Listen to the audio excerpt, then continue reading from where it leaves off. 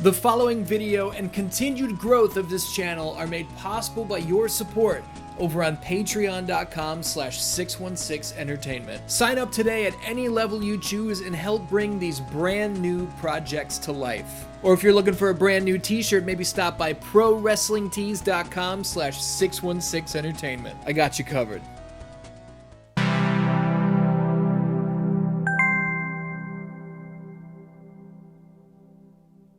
In part 1 of the history of UFC video games, we took a look at where it all began. The Sega Dreamcast release of Ultimate Fighting Championship was certainly the way to play, though the inferior PlayStation port was definitely more readily available. We're just gonna gloss over the Game Boy Color release. But that was then. In the years to come, the UFC evolved, with grander entrances, more animated athletes inside the cage, and bigger names to capture the imaginations of the audience. The sport of mixed martial arts, while still in its infancy, had indeed moved beyond the crawling stages. And with the passage of time came the expansion of technology. The Sega Dreamcast was discontinued within 2 years of its North American launch.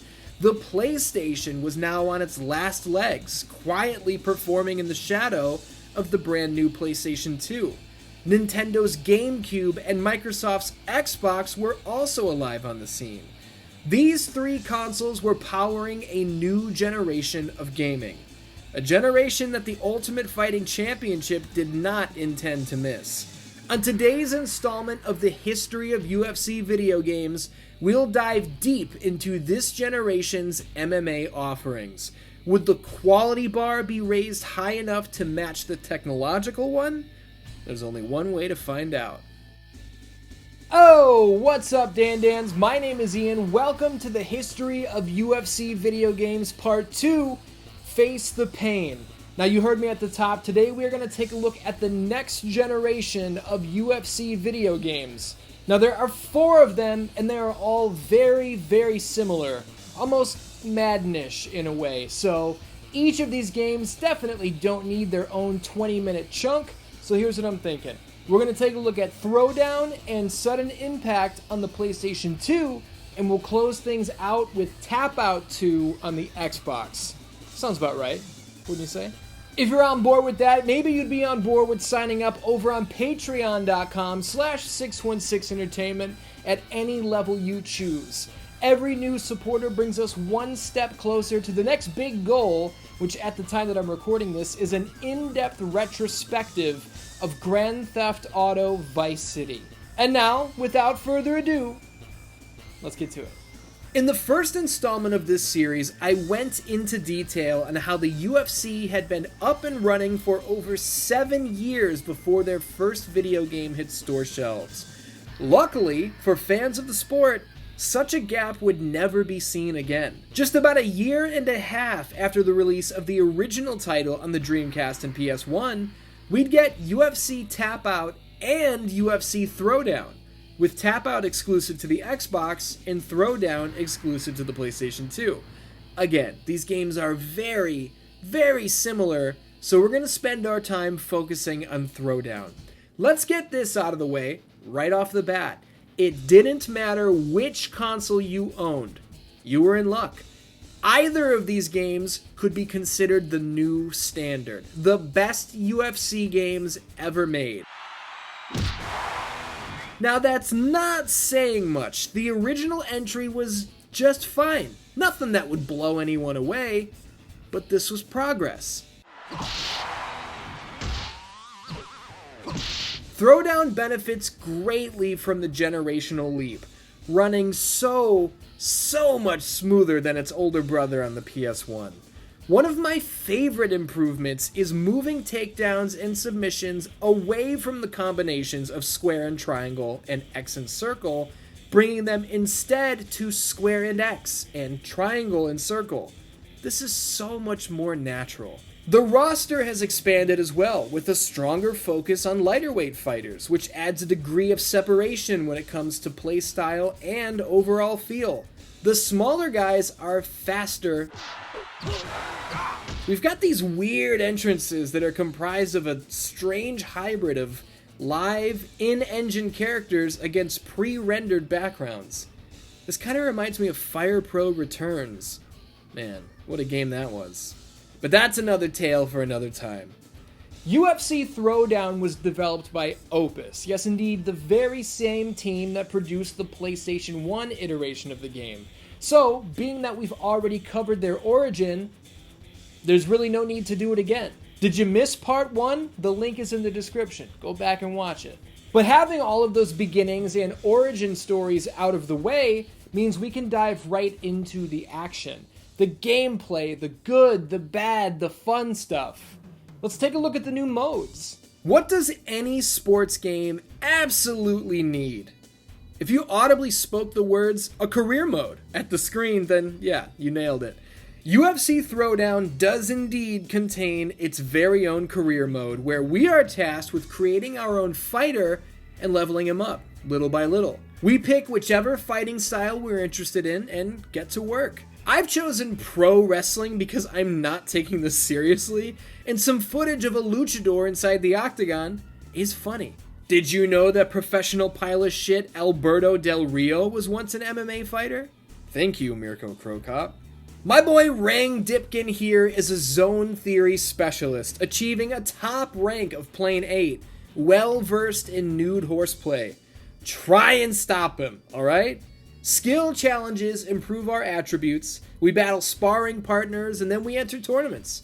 Rang Dipkin won his first tournament, scoring killer KOs over gigantic jabronis and slick submissions over smaller strikers. That right there is a champion. And that is where I stopped playing career mode because that's it. It's just this 5 times over and over, learning new moves and new fighting styles, and there's just not a ton of meat on the bone. It's something, it's progress over the original, but yeah, it's nothing special. There are more new modes on top of career though. UFC mode is a bit of a strange name. You might be wondering what the hell that means, so I'll explain. You pick a fighter from whichever division you prefer, be it a big boy or a small boy, and you run through a number of opponents. Your 5th fight is for the title.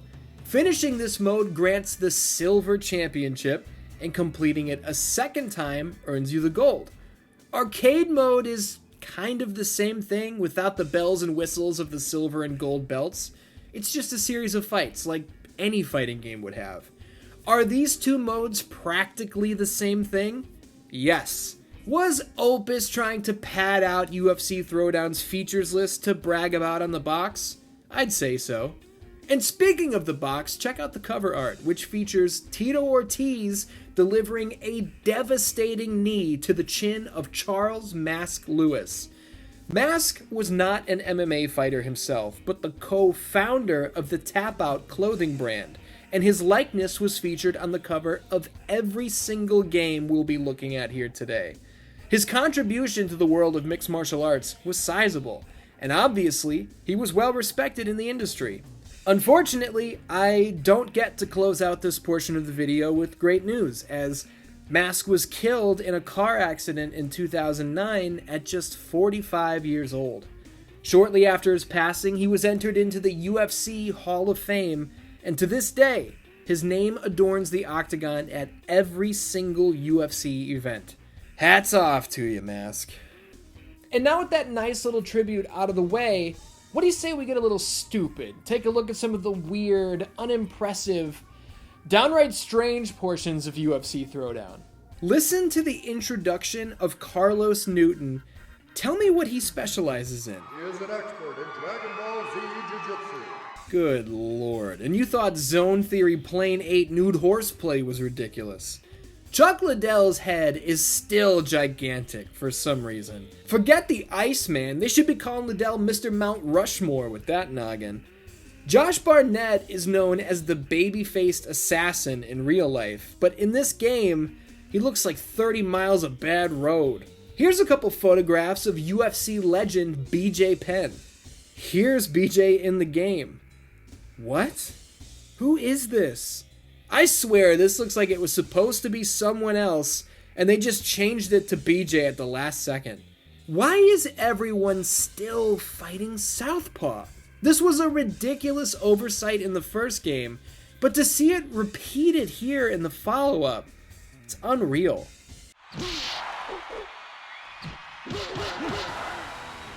But let's flip the script. There has to be a few nice little details we can appreciate, right? How about the fighter-specific signs in the crowd? That's pretty cool. Several times during my gameplay capture, I popped huge for some top-tier animations.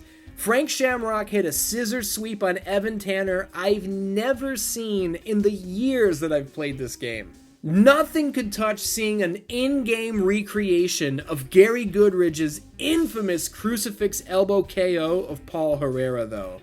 Here's the original, and here's what I pulled off in the game. Are you nuts? I could not believe my eyes. It was another move I'd never seen before.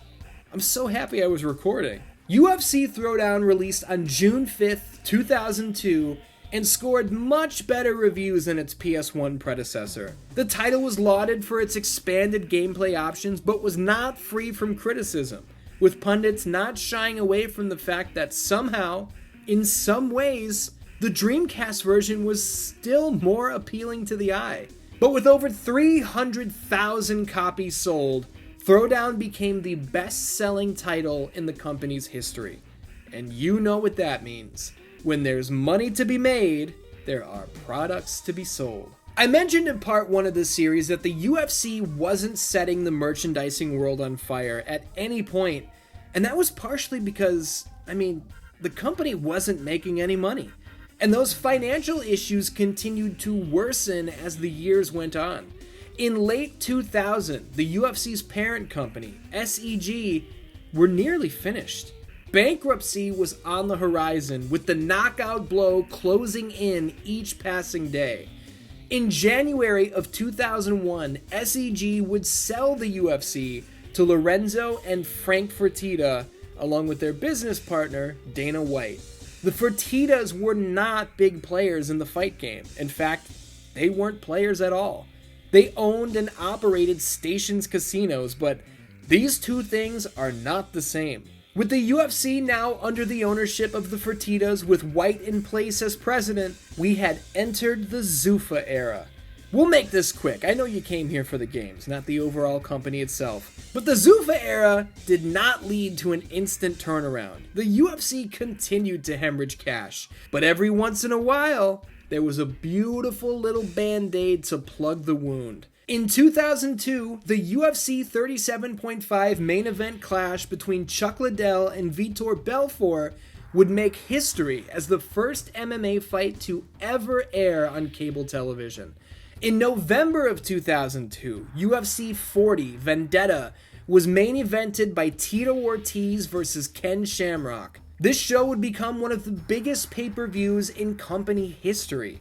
Live in the building, over 13,000 tickets were sold. This was something. The wounds weren't stitched shut, the bleeding hadn't fully stopped, but this was something. It was something to hold on to. Another little something to hold on to would be the sequel to Throwdown, UFC Sudden Impact, which released just a hair shy of 2 years later in April of 2004. Sudden Impact would once again be an incremental improvement.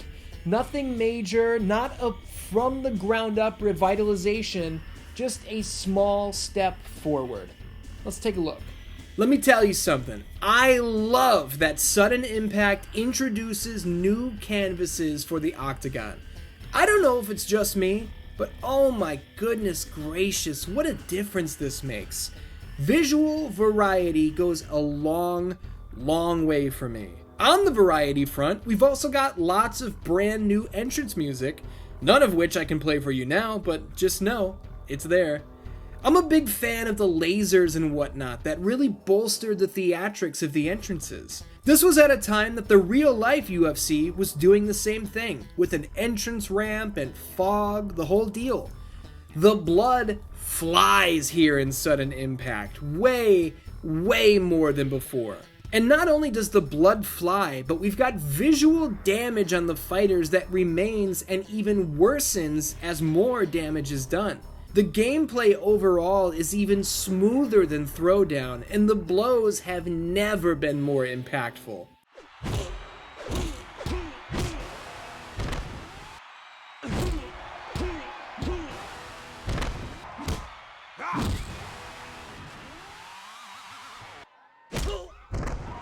The cage itself is now interactive as well, which it's amazing that it took 3 games for this to be a thing. Fighters have been using the cage walls to set up takedowns for over 10 years at this point. Come on now. I'll tell you what really popped me was getting knocked out by Shoney Carter with the exact same spinning back fist that he used to knock out Matt Serra. Come on, that is fantastic.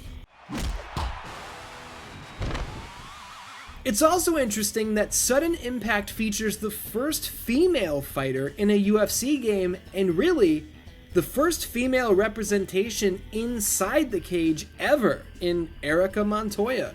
This was 2004, man. The UFC wouldn't have its first female fight for another 9 years.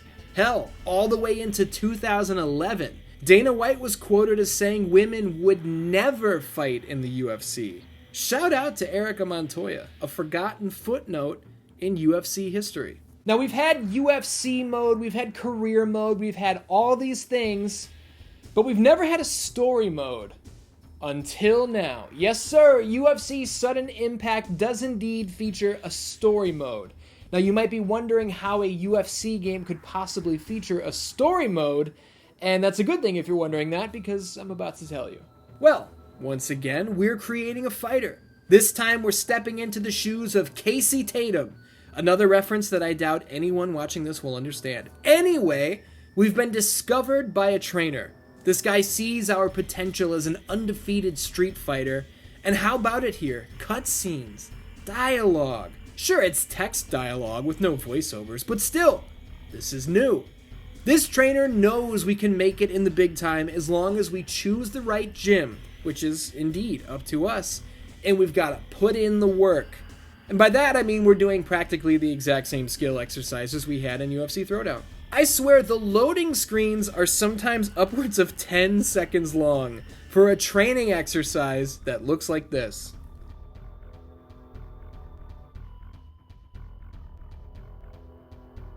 Are you ready? Well, let's get it on, guys!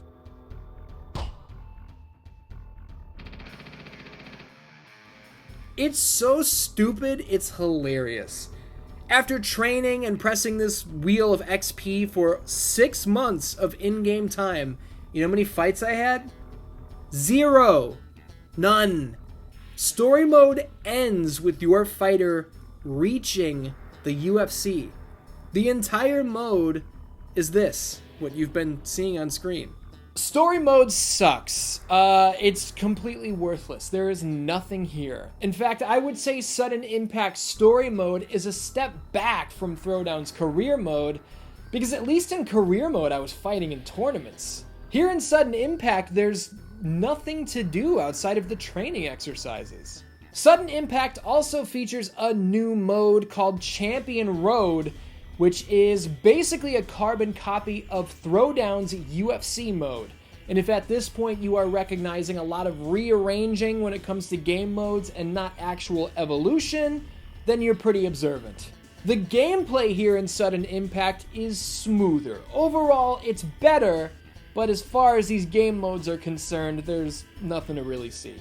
You know what I love? The fighter profiles. And this is just the hardcore MMA fan in me. I'm a big stats guy. I spent years obsessed studying the win-loss records and fight histories of so many athletes.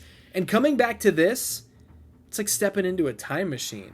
UFC legend Andrei Arlovski makes his first playable appearance here in Sudden Impact. And at the time this game was released, his MMA record was 5-3.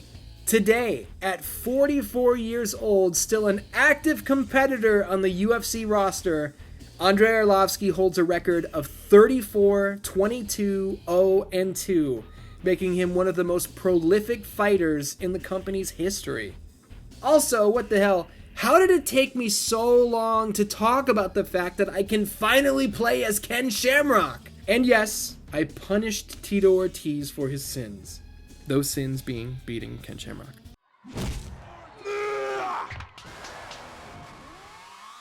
If your fight goes to decision in this game, prepare to see the worst judging in combat sports video game history. You think today's games are bad? Sudden Impact doesn't even understand the concept of the 10-point must system. These scores are senseless. I think they're random, to be honest with you. These scores actually equate to a majority draw, too, but whatever, I guess just give him the decision win. But maybe these scores are no more ridiculous than fighting as unlockable characters like Dana White and the Fertitta brothers. What the hell do I know? UFC Sudden Impact's review scores were about the same as Throwdown. It wasn't buried or anything, but it sold far, far worse, moving less than 200,000 copies worldwide. Sudden Impact wouldn't just close the book for the UFC on the PlayStation 2, it had also closed the book on the UFC with Opus. With 3 games inside of 4 years, you wish Opus would have really gotten to work. You wish they would have done more than ever so slightly tweak the formula with each new installment, but they didn't. After this, the UFC would wind up with a whole new developer and publisher, but that's a part 3 conversation. What we haven't done today, and this will be our last stop for part 2, is talk about the Xbox.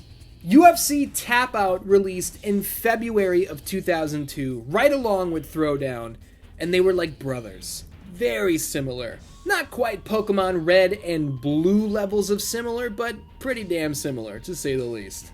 That's why I skipped it entirely. We are going to jump straight into UFC Tap Out 2, which dropped the following year, in 2003. The Xbox titles were not made by Opus, no. These were developed by Dream Factory, the team behind the Tobal games and Ehrgeiz, the strange, often forgotten Final Fantasy fighter. UFC Tap Out 2's graphics are strange. They might be the best yet, as a matter of fact they probably are. I love the spotlights panning across the extremely lively audience. But what is with the colors? Are you seeing what I'm seeing? Why is Tap Out 2 so gray? I don't know, man. The colors just look off. The career mode is the same old thing. There's nothing new here. But what I really enjoy is that my new fighter, Targus. Your wife's new legal name is Targus. Is this okay? No. Won his first contest with these horrific knees to the head from the side mount. If you're unaware, knees to the head of a grounded opponent are illegal in the UFC. They were at the time that Tap Out 2 released, and they still are to this day. So what the hell is going on here? The greatest strength of each UFC game thus far has been the presentation. And Tap Out 2, for some reason, completely cuts out the presentation aspect. Tail of the tape? Gone. Entrances? Completely gone. I don't understand this. And if I've got one more issue, it's a major one. The Xbox titles never adjusted the controls. Takedowns and submissions are still launched by pressing the combinations of square and triangle or X and circle together. Or X and Y and A and B together. You know what I mean. It's horrendous, man. Terrible combinations to have to press together so often.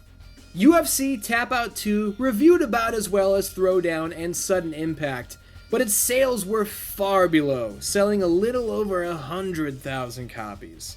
Much like Opus and the PlayStation 2, this would be Dream Factory's final attempt, as well as the final UFC game released on the Xbox. Some time would pass, but eventually, the team of Yuke's and THQ would ink a deal with the Ultimate Fighting Championship, leading to the Undisputed series, a trilogy of titles that many believe are still the greatest UFC video games ever made. And we'll talk all about them next time. Oh, there it is. Thank you very much for joining me here today for this, The History of UFC Video Games Part 2, Face the Pain. Goodness gracious, I cannot wait for Part 3, where we are going to dive deep into the Undisputed Era. I'm not joking when I say that is the installment I am most looking forward to with this series. If you enjoyed this video, please consider signing up over on patreon.com/616entertainment at any level you choose. I'm a one-man crew. I do all of this myself, and it's fair to say that it's a lot of work. So if you want to support me, I would greatly appreciate it. If not, it's not the end of the world. Thank you for watching either way. Dan, I love ya, and I will see you next time.